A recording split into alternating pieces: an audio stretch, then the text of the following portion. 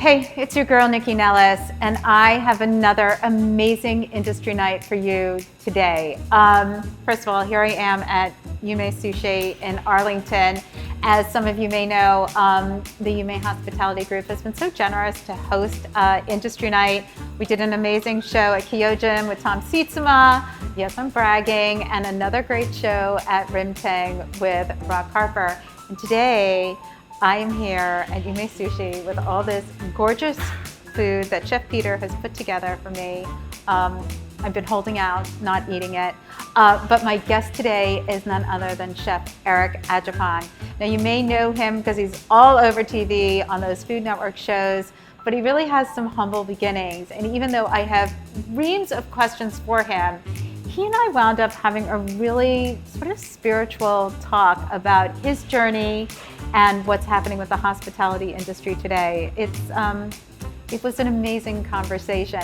And then of course at the end of the show, I'm joined by Jeff King, Chef Peter, and his wife Cece Yang. We talk about what's happening here at Yume Sushi. We talk about some whole fish butchering, which sounds amazing, and catering. There is catering in your future. And I do give a shout out because there is gorgeous caviar here, because that all comes from Al. And if you listen to Foodie and the Beast, you know who I'm talking about. It's a if you know, you know kind of thing. So let's get into today's industry night. You want to follow me at NYCCINELLIS on all the platforms. You hear this on your favorite podcast station, but you can also watch on YouTube. Okay, let's get into it.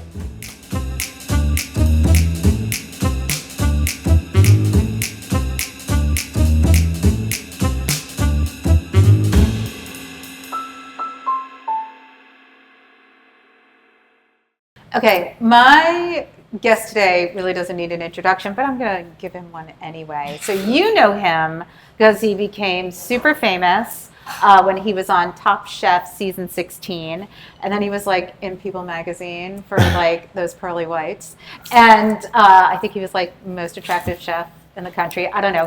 He'll correct me later. But he and I actually met before he hit it big on Top Chef. I was at my girlfriend Jen's house and she did this dinner party, and Chef Eric Adjepong was there, and he cooked a Ghanaian feast for us for dinner. And I was with a pretty eclectic crew, if you will. And it was so great to meet him and learn his story.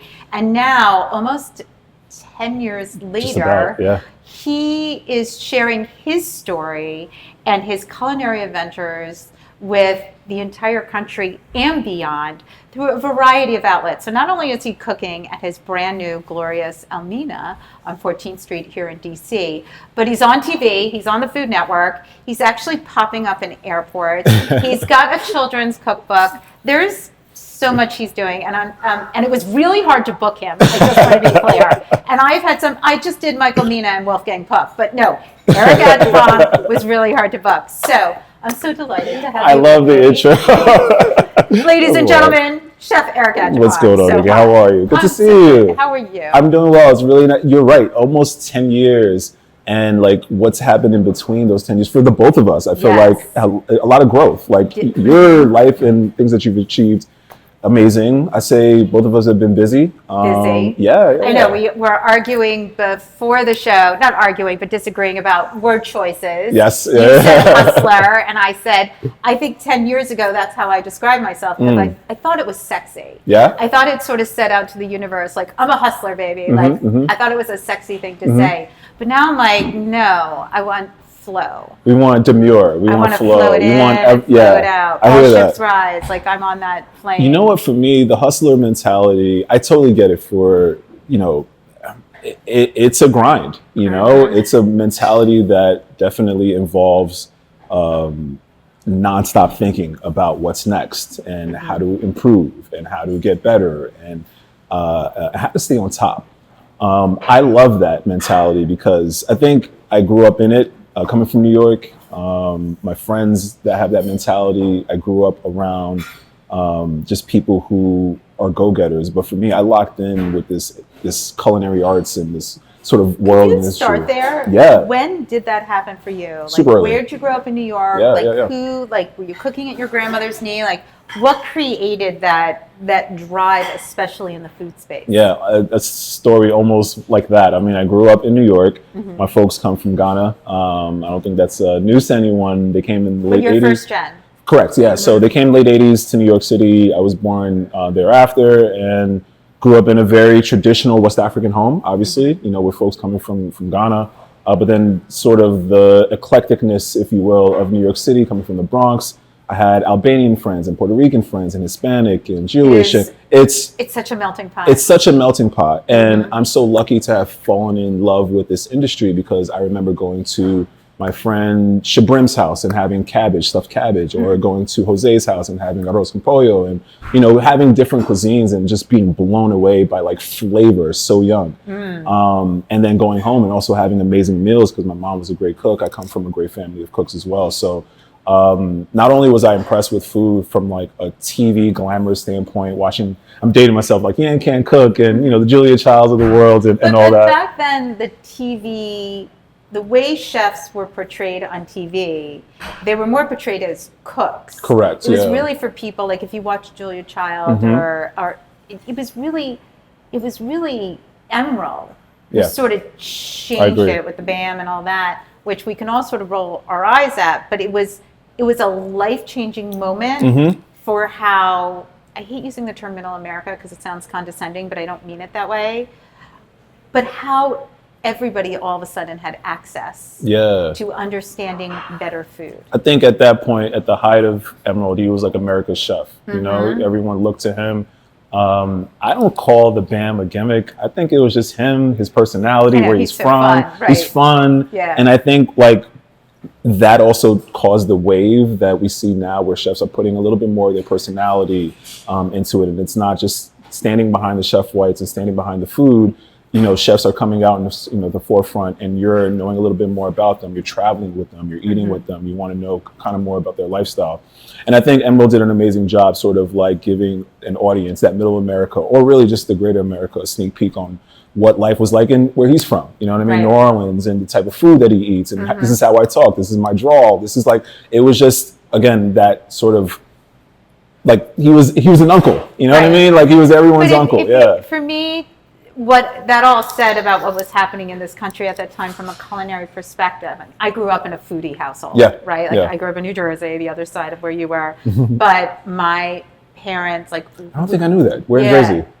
Northern Jersey. Where? Little town. Morristown area. I know Morristown. Okay, yes. Oh, wow. So, but, you know, my dad was a physician. Nice. And my mom was a professor, so they stayed there. But because of their ability, and they were very city-oriented people. So it was nothing for my dad to be like, let's go in the city tonight for dinner. And my mom was a terrific cook. I mean, I started cooking and entertaining like when I was 8. I love it. You know, like my girlfriend and I would cater dinners. And it's like I loved to eat. And I loved food. And my parents were also rabid about it. So going into the city, exploring, eating, you know, being in Chinatown, you know, going to Newark for Portuguese, like having access to these flavors and methods, like it really we grew up very similar then. Right. It blows your mind. It blows your mind. I remember like trips, my father was a taxi cab driver, so I would take trips with him to Chinatown, Little Italy, and just be like, this is how people are eating around the world. And it made me curious about like wanting to go to these places and visit and get the, you know, understand the culture. Like, and this is all happening in a very unique area. I feel like where we grew up, that tri-state area, is unlike anywhere else in the world. But not everybody takes advantage of it, right? Sure. So like I had friends growing up who, they were like, you're going into New York City? Still today, I have friends in the Bronx that have never left the Bronx. So like, I mean, I mean, so like there are people who stay, I'll tell you this and then we'll actually get into you. I had a girlfriend who said to me during some charged political times that I was like, well, you know, we're in the bubble. She was like, absolutely not. We are not in the bubble because we leave. You have traveled. You have been around the world. You are interested in other people. It's the people who don't leave, the people who stay safe or think it's safe that are stuck. And I was like, okay.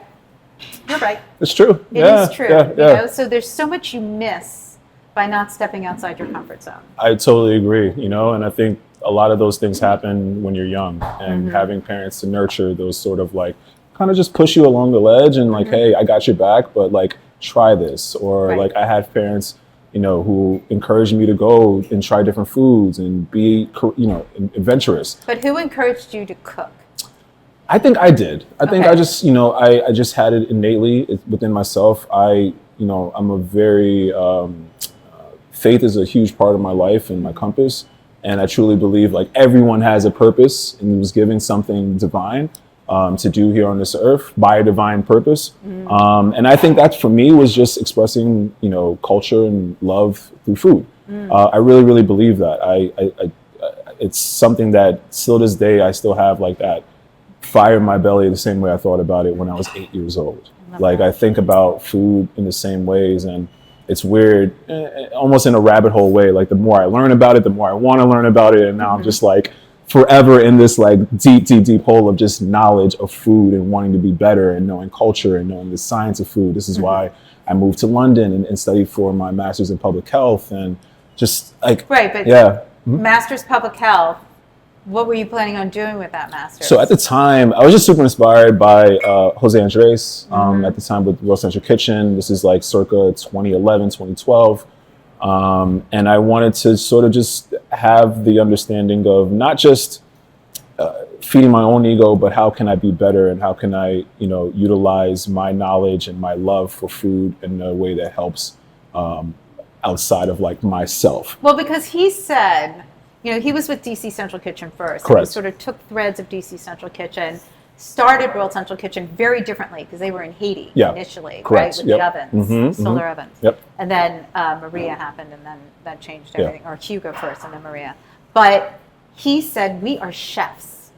We know how to feed people. 100%. And I think that a lot of people like zoom down on that. They're like, yeah, you do know how to feed people, and not just like a couple people for dinner, but like you could feed thousands. You know, if you're working in a hotel and you're doing conventions or whatever, like you do know how to put hot food in people's bellies. You know how to do it in masses and volume.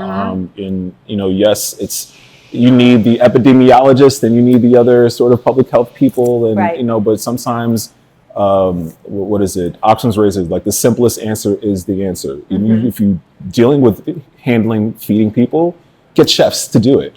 You know what I mean? Like it just makes sense. And I think him just making that very clear cut message, and like you said, taking that 30,000 foot view back, it was sort of like a whistle to me. I'm like, damn, I got to do something. You know, like I have a power. But then also more than that, where, again, my folks from in Ghana, we have something called national service, where you are required as a citizen of Ghana to do something for your country that is within your like realm, within your wheelhouse. So journalism, you graduate, you know, you're doing well for yourself. It is your duty to pass it back to someone younger, someone who may be interested in journalism. Tell them your experiences. I love this. It's amazing. It's brilliant.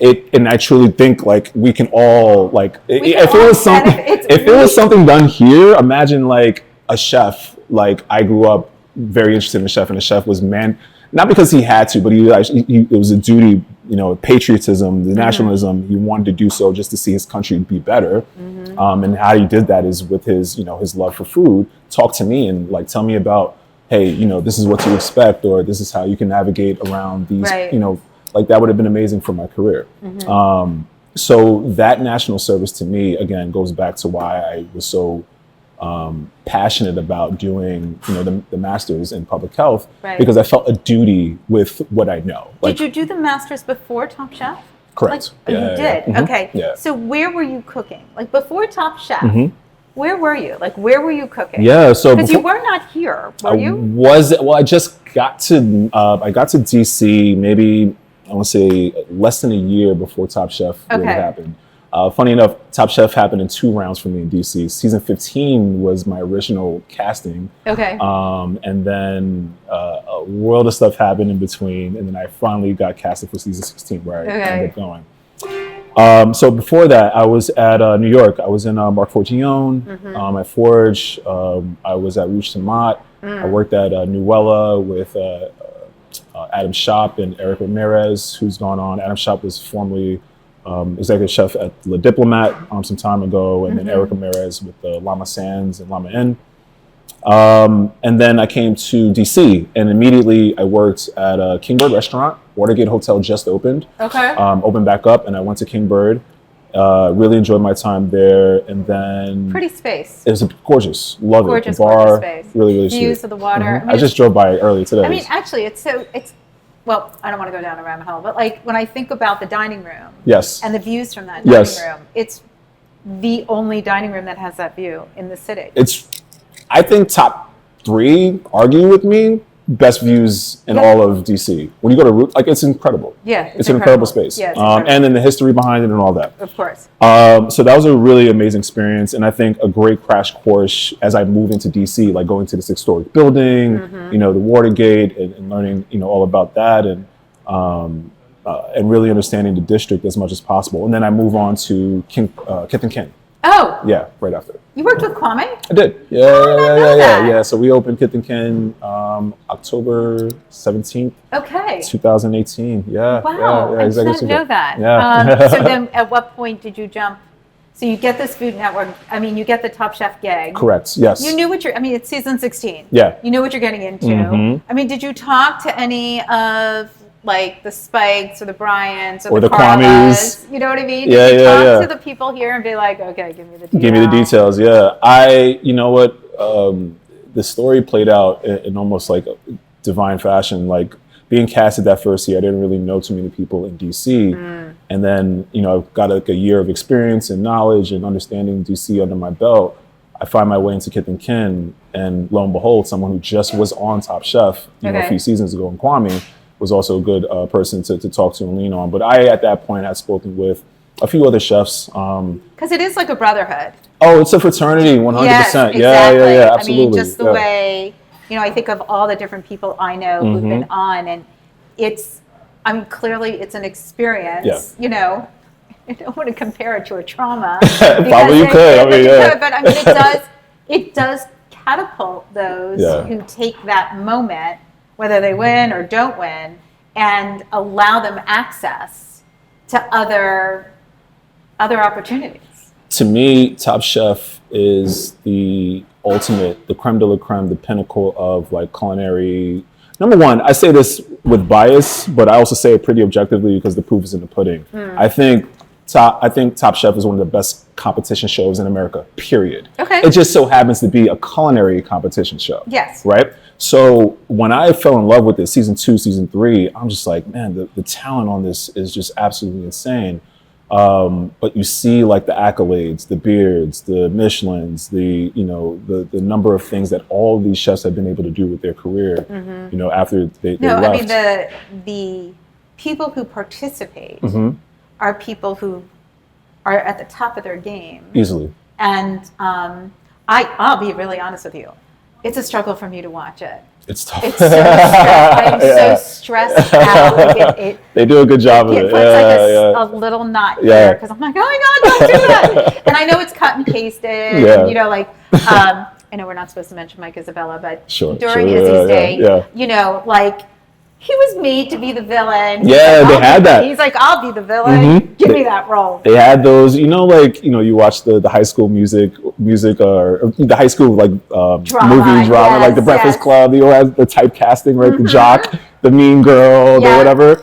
You always had, at least back in the day, the instigator in Top Chef, right? And, you know, for whatever reason, a lot of DC chefs fell into that, like, well, I think they were like, I think I could be famous being that. Just being that. Everybody loves to hate a villain. Everyone loves to hate a villain. You know? So it's one way to, you know, leave a mark on the show. But other ways, I mean, honestly, it's merit based. Like, you got to cook the best each episode. It's not like an accumulation of wins. If you cooked your winning dish last week and you cooked the worst dish this week, you're going to go home because you cooked the worst dish this week. Right. So to me, like, I just love that competition. And I love that, like, meritocracy. Like, it's just the food talking. And then as you come out of this experience and you sort of have this oyster opened up to you. Yeah.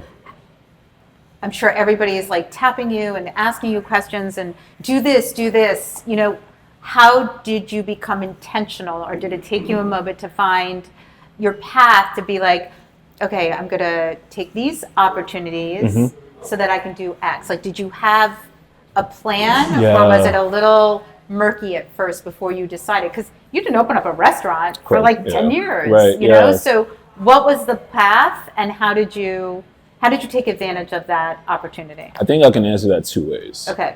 I think I can answer that in a very like spiritual centered way. I'm here for it. And I think I can answer that in a very like tangible, what I saw, worldly, like real life, for instances. I think spiritually, I've always had, thank you so much. You're welcome. And cheers. Cheers, my darling. So good to sit with you. Good to see you. I think spiritually, I've always had this sort of like magnetic pull to doing great. I knew I wanted a restaurant. I knew what it felt like. I knew what I wanted to serve. I didn't know what it would be called. I didn't know what city it would be in, but I knew what it would feel like. Every time I walk into Elmina, it's exactly what I've been feeling like when I was Love younger. that. Every single time. So I think there's a spiritual sort of pull to what I said earlier, of like something that's been put in my heart to do. I followed through. I did not listen to the noise. And I think that has sort of put me in the position, even though I'm not sort of planned those things. I didn't plan to be a host. I didn't plan to, travel the world and do all these amazing things. These are just like cherries on top, I think, just following my mission.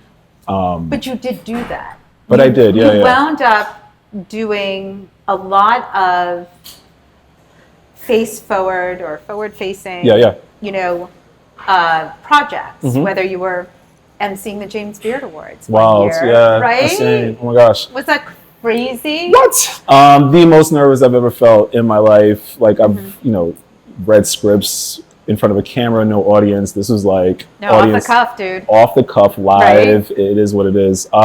So yeah, I've been blessed to do all these amazing like extra things. But I think for me, what is consistent is the fact that like I can still go back to being a good person. Number one, always gets you far in life, and just is a good way to be. But then like the skill that I have, what I love to do, how I love to storytell through food. Like I keep the main thing all the time. And I think all the other stuff attracts to me. You said this earlier about the flow. I keep my main thing, the main thing, and everything else that I've been doing has been an attraction to me. Like attracts like. And this is why I always say, like, God willing, or God forbid rather, if the show cancels, God forbid, or something falls off, I'm totally fine because I'm good doing what I've been doing, and something else new would happen. Sure. That's the way I live. That is such a generous outlook, and so smart. So right now you have Elmina, and you're also on 2 shows. 2 shows. Oh, yeah, 3.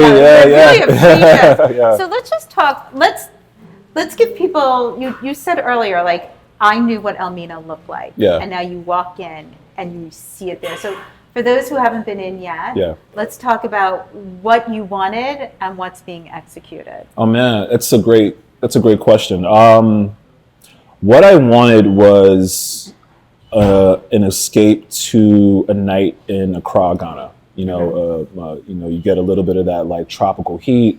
You get a little bit of that. The Afro beats is up tempo. The lights are dim. The food is well seasoned, acid, good spice, hearty but light. I wanted that, and I wanted a place that felt communal, where there's kinetic energy being passed around the table. I think those are the great memories that are always built. So we have like a specific course that is shared, specifically just to sort of force that engagement between people.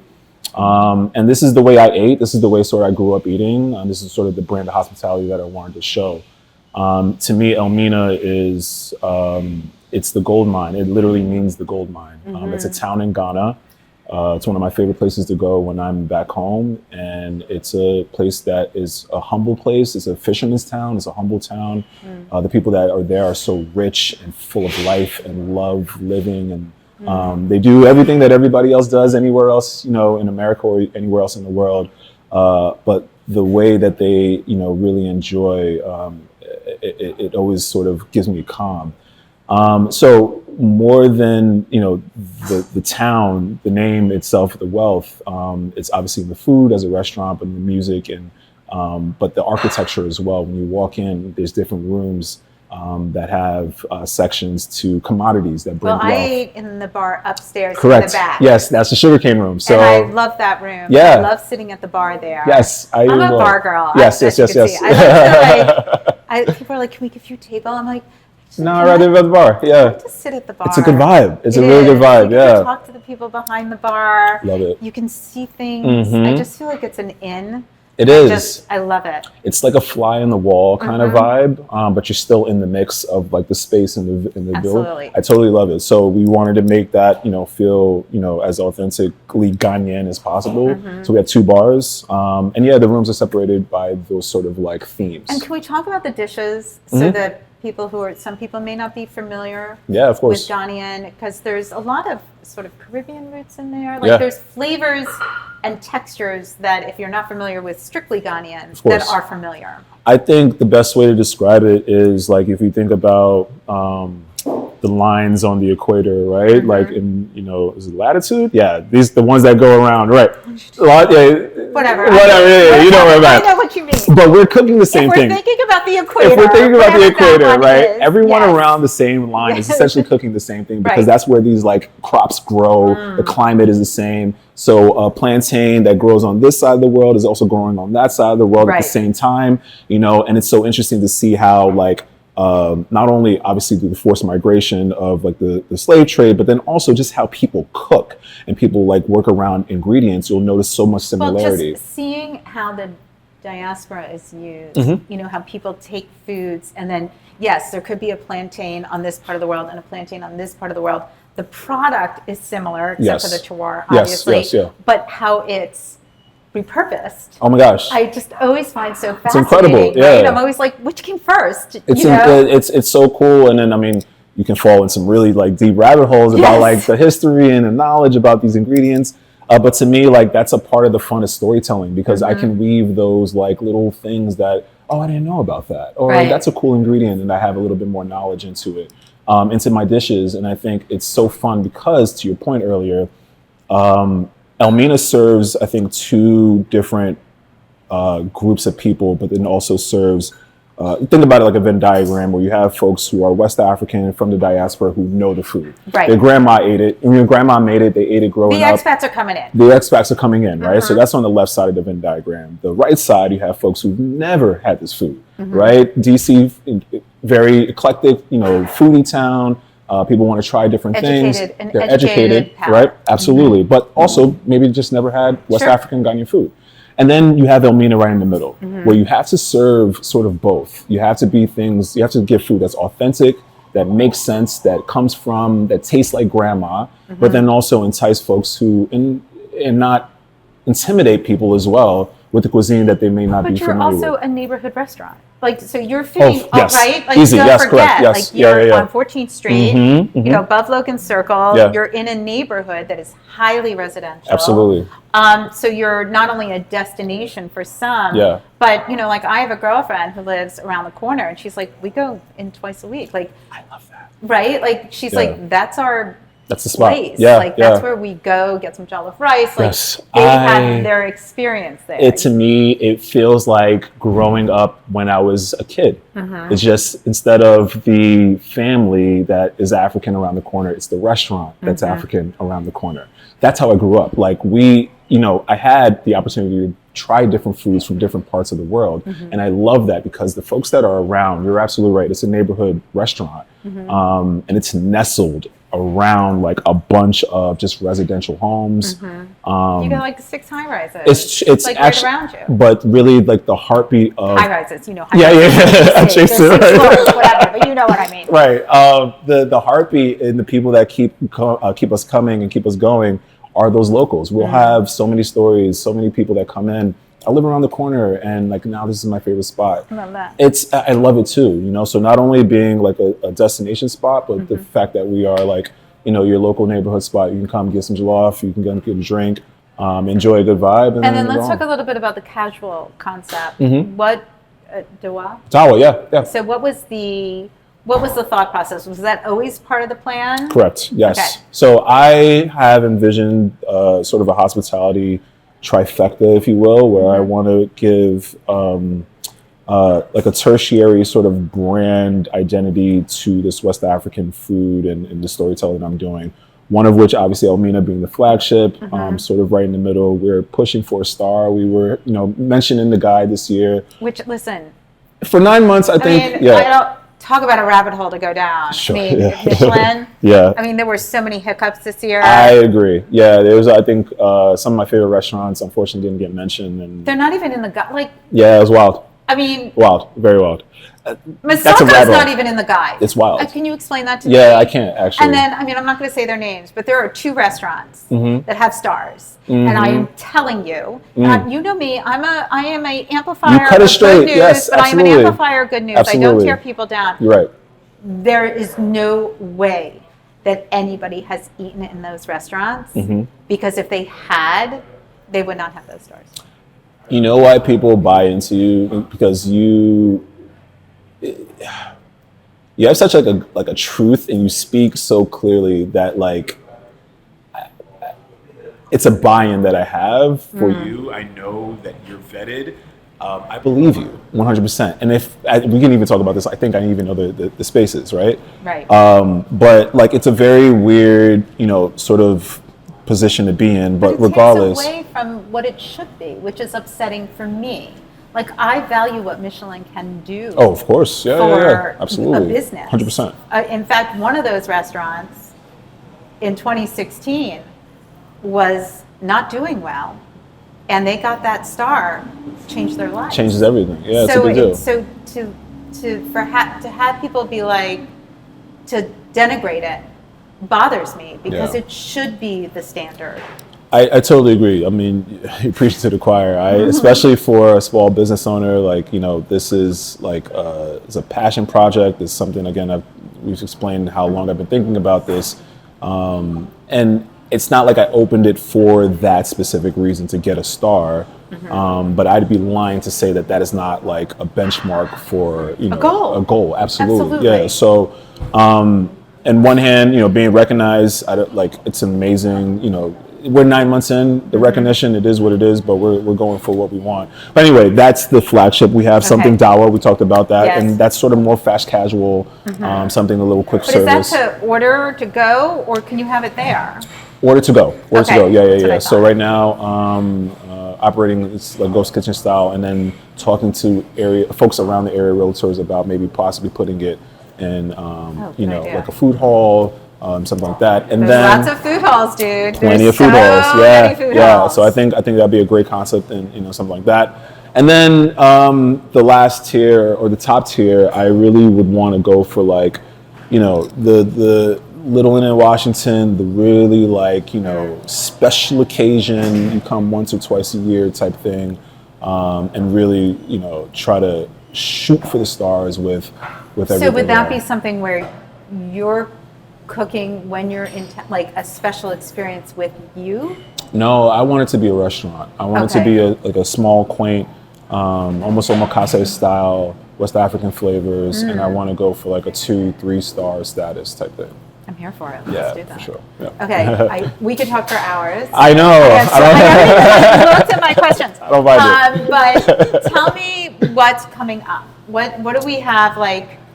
What's coming up, in the new year? What is 2026? If we crystal ball it just a tiny bit. Yes. Hopes and dreams, and because I hate best laid plans, So hopes and dreams. What are we hoping for 2026 for yourself? A little bit more rest, for sure. I think I need to prioritize myself a little bit more. This year, 2025 was definitely all eyes on Elmina and every other project that I've been doing. So I think it's time to sort of like pour back in myself. And with that said, that's where the creativity happens. That's where the new menus and the new sort of like spins on things come. I have to get a creative sort of like push through that. So I'm looking forward to sort of resetting with that. More television. Elmina is doing really well. Looking forward to sort of seeing that grow. And so when you say more television, different shows? Like more Cultural entertainment? Eats, for sure, definitely doing that. Okay, so you know. Cultural Eats is what's playing in the airports, Correct. right? Yes. Okay. Yeah. So continue doing that. I have so much fun. We have such a great crew and I and see team. some guides, I'm telling you. Yeah. You should be dropping guides, I whether think it's so. an app or, I don't know. It's not a bad idea. I have to think about Yeah, it, it's but not I'm a bad telling idea. you, I like, like it. there's secondary and I don't know how you Tertiary. say tertiary. Yes. Thank you. Yeah. There's other things that you can You're push absolutely out right. after that. I totally agree. It's been such a, to your point, like an avenue for me to just like, oh wow, I didn't know that this was possible. That's Right. possible. So I love what that's been offering, and I stick to my lane. Whatever happens. I've been able to. Okay. No, seriously. You don't stick to your That lane. is my You are in formula. all I'm the telling lanes. you. That's why it's all happening. Well, thank you. My lane is maybe very wide. How about that? It's a wide lane. How about that? I'll take that. Yeah. All right. Well, it's such a treat to have Thank you so much for having me. I Thank appreciate you, of for course. joining me today. Eric Adjepong, everybody. You can see him on TV on lots of things. What's your Instagram handle? Chef Adjepong, ADJEPONG. Find me on all platforms. Find him there. Yeah.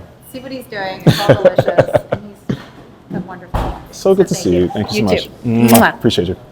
So I just had this amazing interview with Eric Adjepong. He is he's such a darling personality, and he's so thoughtful and intentional about where he is and where he's going. And I love being able to share that journey with him, and then of course share it with you. But as you can see, I've moved. If you're watching us on YouTube, but if you're listening on the podcast, that's good too. But I'm in a different part of Yume Sushi here in Arlington. It's very important that I say Arlington because I'm with the owners. And again, as I said at the top of the show, I'm so grateful to Yume Hospitality for hosting me and hosting Industry Night, because without gracious people like them, I'm just doing it on the computer, and that is fine, but it's not as fun as this. So with me again is Jeff King, Peter Kennesut, and Cece Yang. They are Yume Hospitality, and we are where it all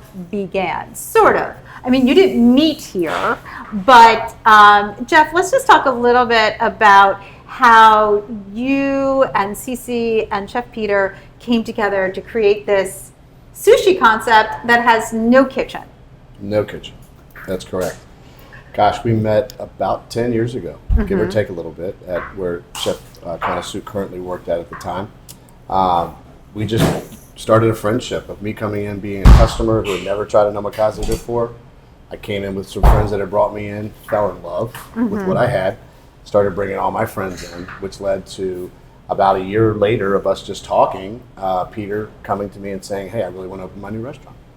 And me coming from the construction world of building restaurants for others, I said, wow, I'm kind of interested in taking a journey with you. So this location happened to be below where I was living at the time, and I walked by it all the time, and I said, guys, what about this? It's a great location.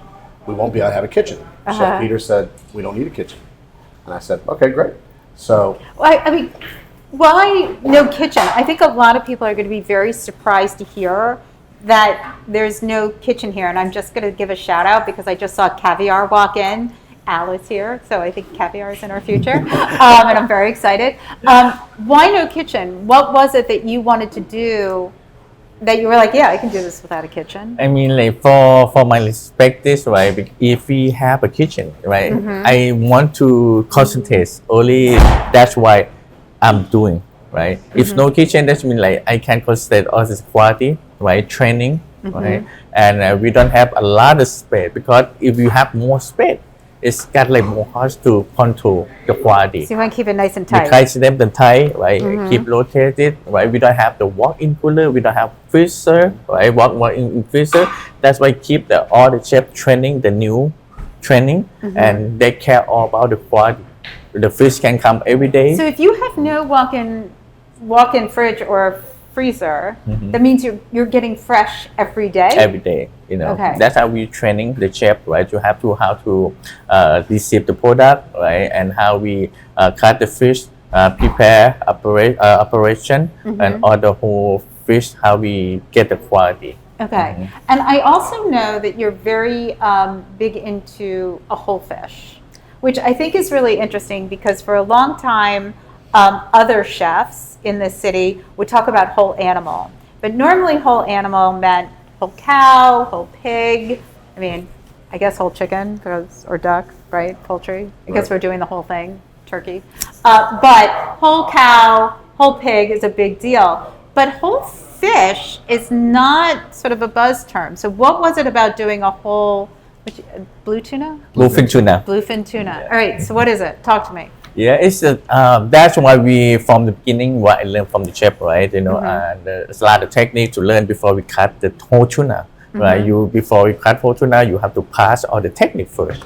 How you care, how you wrap, how you separate all the different parts of the tuna, right? How you use it, right? And how to make what different types of the dish. That's why we have to beginning before we cut it and have to learn all the process.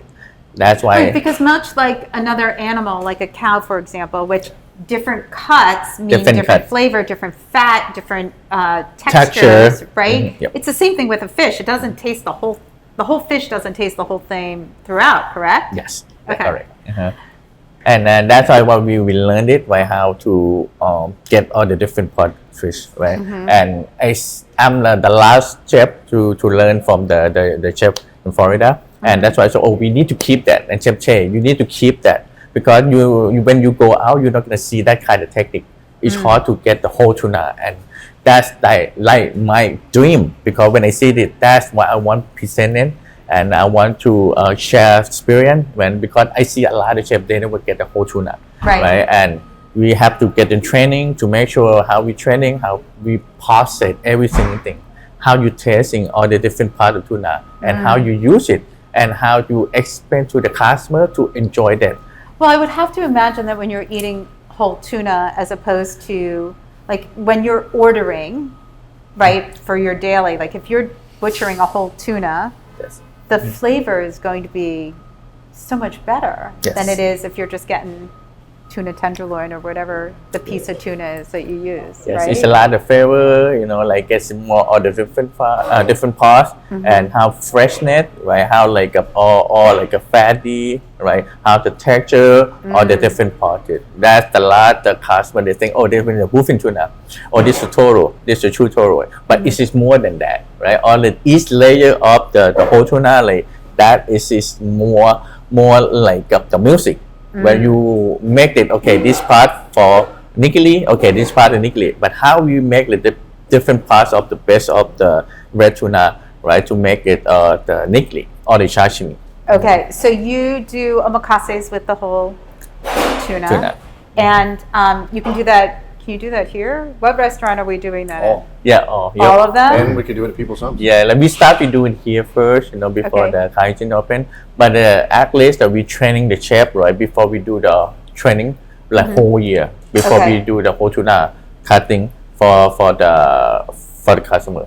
Okay. You know, that's why we get make sure all the team get ready, they know what they're doing, and they know how to take all the parts to make sure how to make a dish.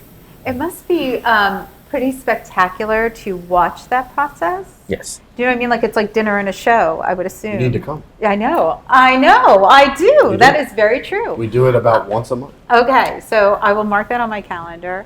And Cece, I want to bring you in because you're just sitting all the way very far away from me. Talk to me a little bit about each. What's interesting about the three properties, Yume, Rimtang, and Kyojin, is they each have a very specific vibe with very interesting artwork. Like the artwork here is way more, it's a little rock and roll, but it feels like a neighborhood setting. Whereas at Kyojin, I mean, we're going for like more fine dining. It feels elevated and special. And, you know, Rimtang is like mama's cooking, right? Obviously. So It's like Mama's Street House. yeah, exactly.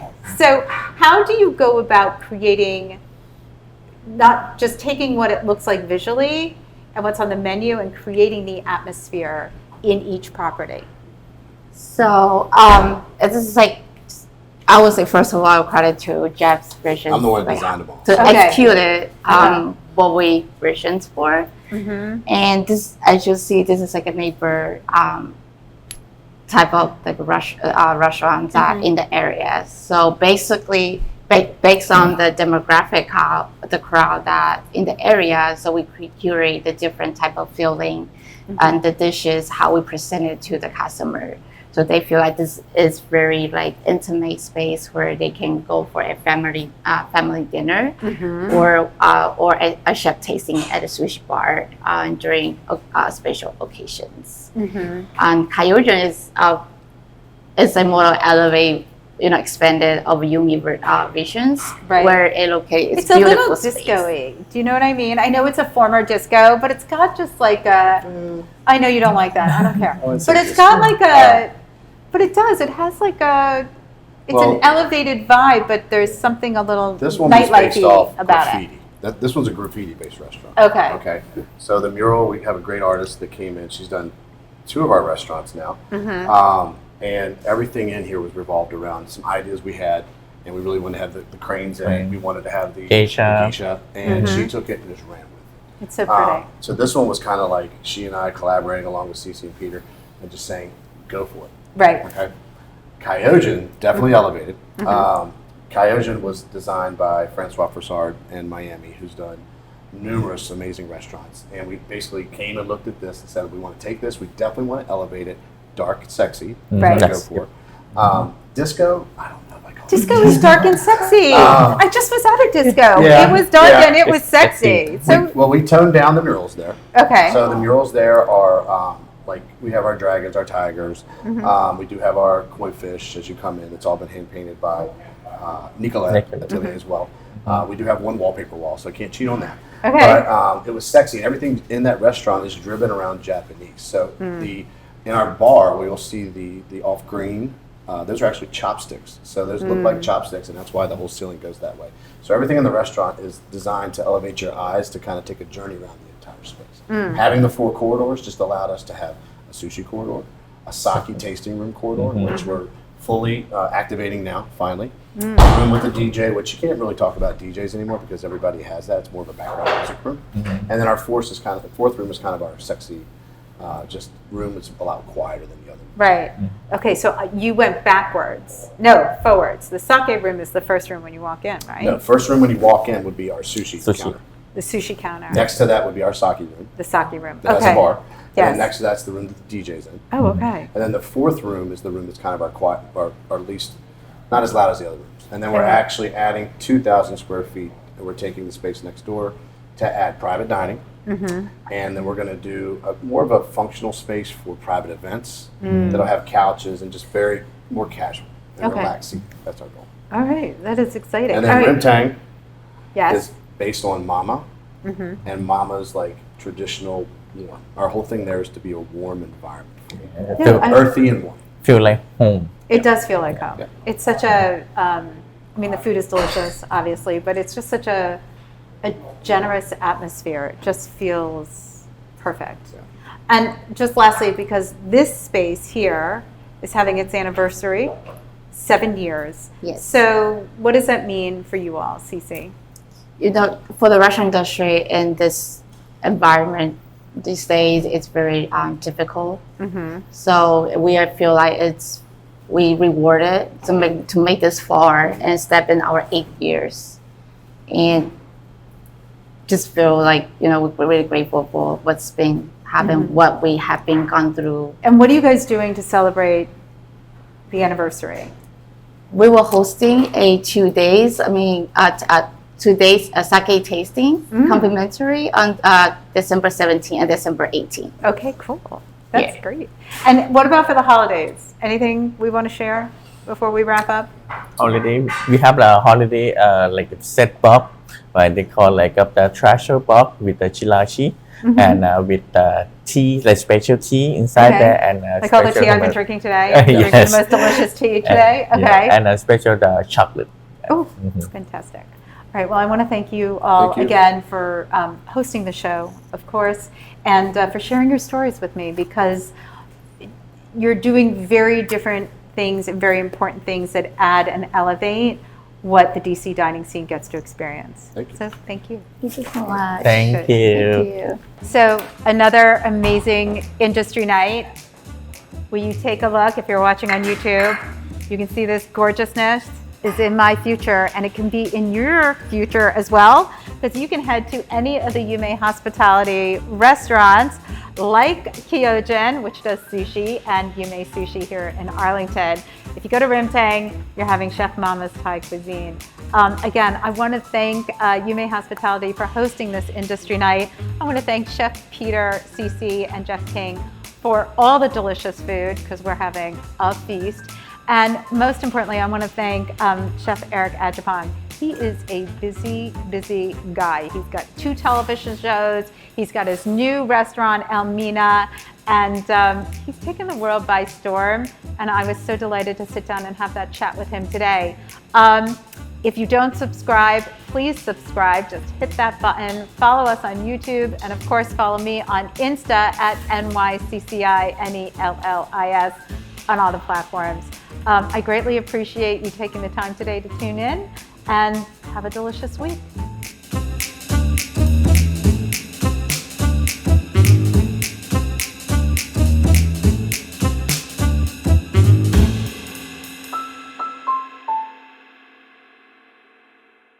Produced by Heartcast Media.